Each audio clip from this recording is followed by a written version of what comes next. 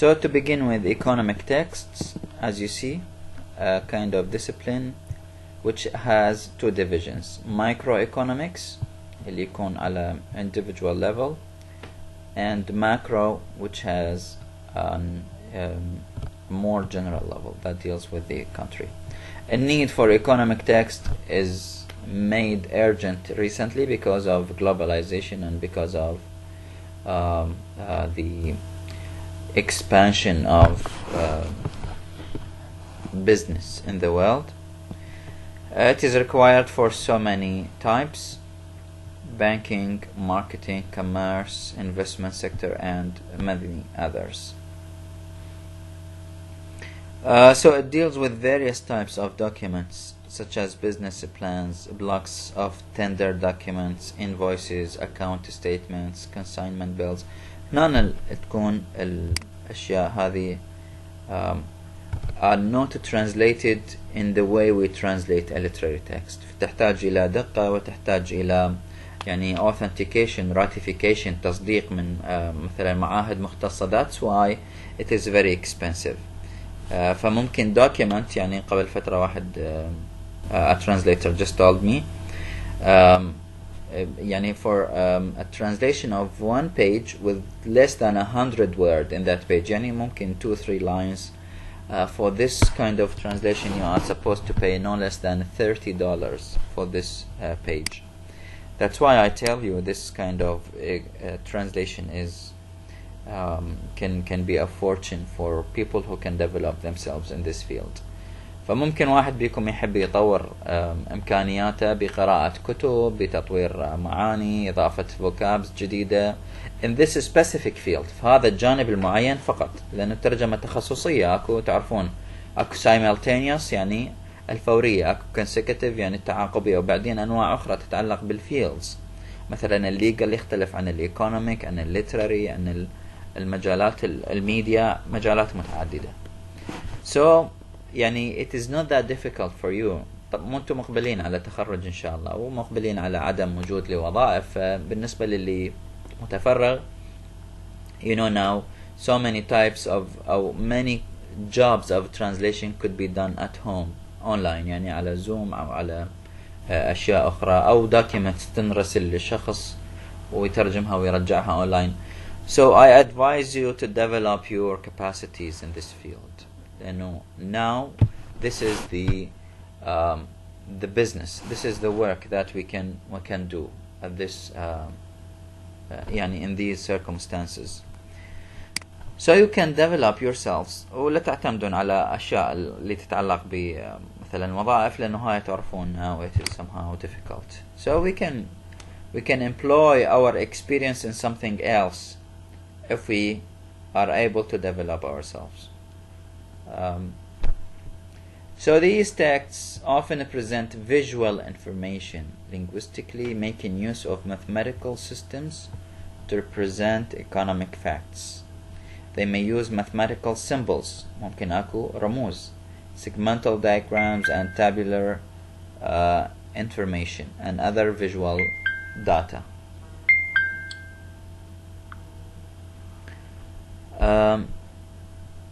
Economic discourse is a global discourse. This globalization led to the emergence of many loanwords. تعرفون احنا because of the globalization قلنا تطور هذا الفيلد، فظهرت عندنا loanwords. Loanwords يعني كلمات المقترضة أو المستعارة من لغات وثقافات أخرى. In English economic discourse, these loanwords are mainly taken from French, Italian, German, Japanese, Greek, and Spanish. هاي لأنه التعامل التجاري يكون غالبا مع هذه البلدان.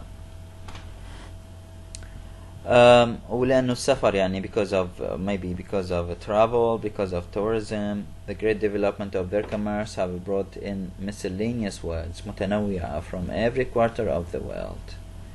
فهاي أسباب دعت إلى تطوير هذا الفيلد من الترجمة. المهم اللي نعرفه احنا عن this type of translation is why it appeared, for example, because of globalization, because of the need for this kind of translation, types. اكو مايكرو يتعلق على الامور الانديفيدوال، واكو ماكرو يتعلق بامور general over the country.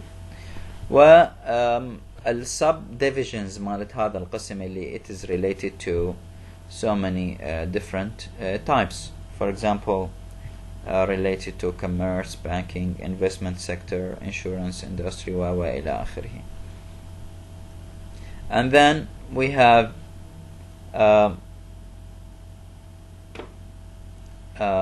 this globalization that we talked about led to the emergence of many loan words. طبعا هذا الشيء طبيعي.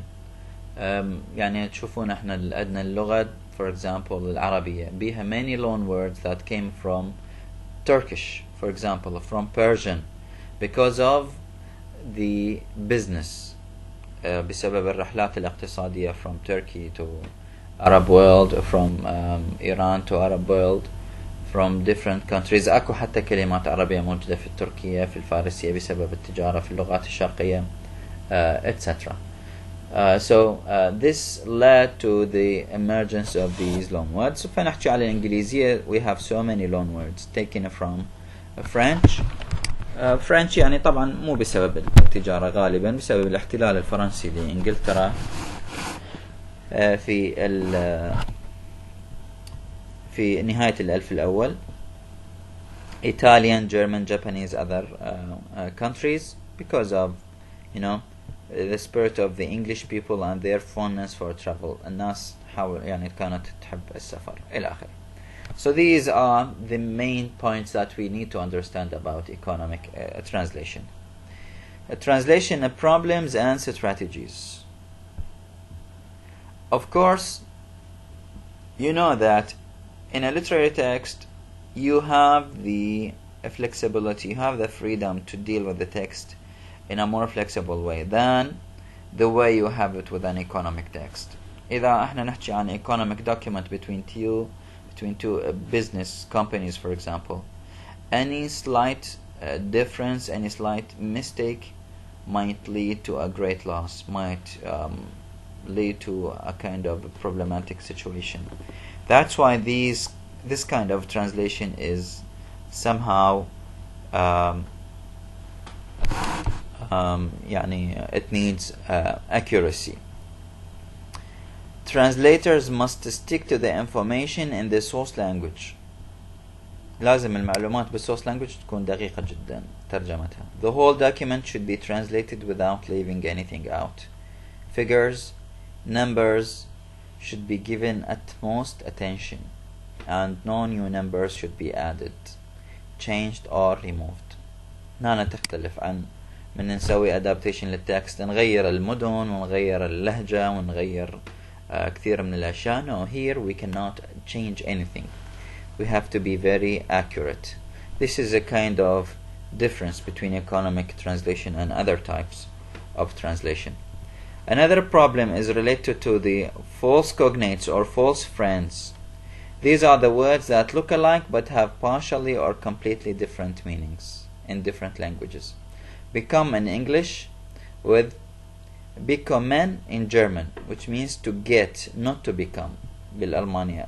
يعني ممكن تكون شكلها متقارب but the meaning is totally different. These words are also related to neologism as explained below. هذا مصطلح احنا نحتاجه طبعا بكل انواع التراجم. يعني هذا يتعلق بالمفردات الجديدة.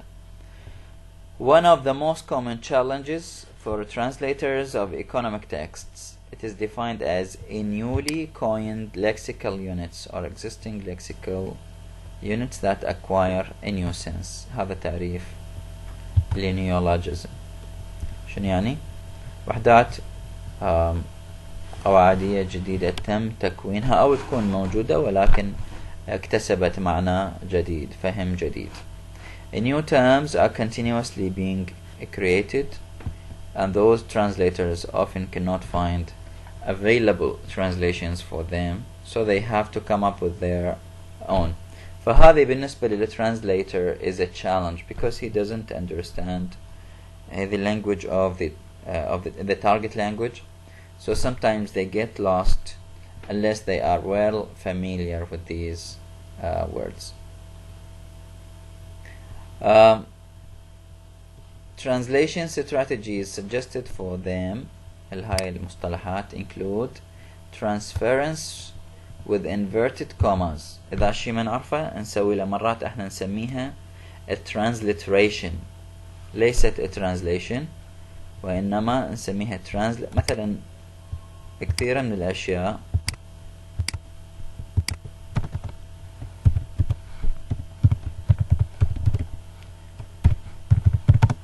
transliteration، يعني مثل ما هو الاسم مثلا for example just as in cities or in other words. For example a name of a street مثلا مغرب، ما نقول sunset، نحولها إلى مغرب street for example ونخليه بين inverted commas. وممكن later we can explain that in a margin بالهامش أو ب يعني some other place to give it a definition. Target language and neologisms which composites and target language derived words. النوع الثاني يغطي new terms اللي موجودة تطلع بالtarget language and they are subdivided into the following: new coinages الأشياء اللي تكونت جديدة يعني حديثا، derived words كلمات تكون مشتقة اشتقاقات، abbreviations اختصارات collocations eponyms phrasal words transfer words acronyms pseudo neologisms and internationalisms. كل هاي الأشياء تعتبر جديدة وأيضا they are a challenge to the translator if he is not familiar with the target language. هذه المشاكل اللي ممكن تواجهنا بالeconomic translation. إذن it is not that difficult. A new field of translation, economics. Types of translation عندنا macro وmicro. الأنواع subdivisions مالته و its own types. Globalization and its role in economic translation. Problems and strategies in translation, which is related to paying attention to the new numbers added, to the charts, to the etc. Words that look alike مثلا become in English or become in German, they do not necessarily mean the same. ومشكلة neologisms and its role in translation. So هذه فقط اللي ممكن احنا نفكر بها بالايكونوميك texts. These words are taken from the same book. أعتقد هاي الأشياء حاليا متوفرة in the media. For example مفاعلات الطاقة النووية. We are talking about الطاقة النووية especially on the news. إذا بكم واحد مطلع especially in the issue of Iran and the US. Nuclear power reactors. مفاعلات الطاقة النووية. Uranium oxide. Enriched uranium. لازم مرت عليكم هاي المصطلحات لأنه بدنا نسمعها هواية حسب الأخبار. اليورانيوم المخصب enriched uranium. Foreign origin civilian. أشياء أخرى تتعلق بالأمور الاقتصادية monetary base. For example denomination فئة نقدية. paper notes أوراق نقدية اللي احنا بدنا هسه نشتغل بها هاي يسميها paper notes هم الألف والخمسمية والخمسة وعشرين bank notes هاي المصرفية اللي تكون يعني هي ورقة عادية مصرفية وبها رصيد عالي. financial markets interests traders shareholders أو مرات يقولون stakeholders أصحاب الأسهم. bonus المكافأة النقدية. أشياء أخرى هنا عندنا ما أعتقد بها شيء غريب عليكم. تأمين loan shares short term و long term طويل الأجل وقصير الأجل downgraded budget ميزانية tax ضريبة deficit عجز أعتقد كلها مو صعبة عليكم. Okay, the same is true with these words. Now I go to differentiation or differences between some words. ما أدري إذا أخذت هذه وياكم أو لا, but I don't know why it looks familiar to me. Beside and besides. Beside is a preposition meaning next to, بينما besides is a conjunct يعني conjunction أداة ربط تعني in addition to. هذا الفرق بيناتن اللي هو فقط هذا الاس. اوكي هذا بالنسبة لي هذه الword. عندنا disinterested and uninterested, which refers, disinterested means impartiality اسمها النزاهة, whereas uninterested means lack of interest, uninterested لا مبالاة, غير مهتم. A disinterested judiciary is the only guarantee for freedom in public life. يعني integrity هنا disinterested يعني integral يعني يتعلق بالنزاهة.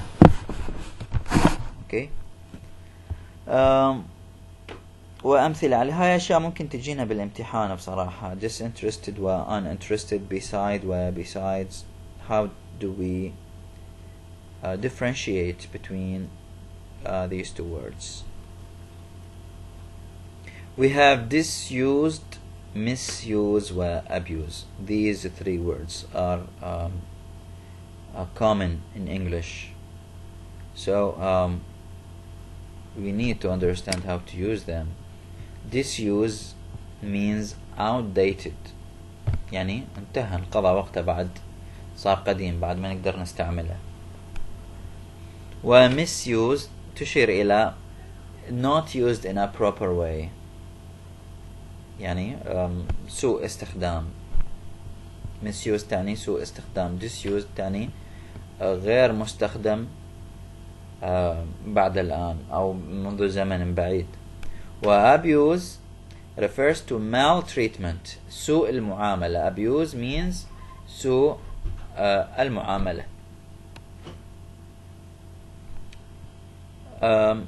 As we had examples here, you have misuse of equipment constitutes a health hazard. European Union ministers are said to impose sanctions over human rights abuses. أعتقد هاي أشياء جبتها بالامتحان, ما أدري إذا تذكروها أو لا. We have other two types, economic and economical. economic تشير إلى الاقتصاد, بينما economical تشير إلى using time or money without waste, يعني يكون اقتصادي بما يتعلق بالوقت أو المال. هذه types of translation. هاي أشياء طبعا مثل ما قلت لكم نحتاجها بالامتحان, و you have to keep it in mind when studying. راح أدزلكم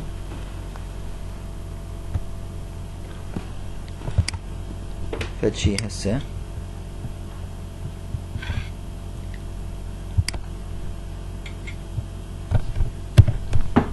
Google Form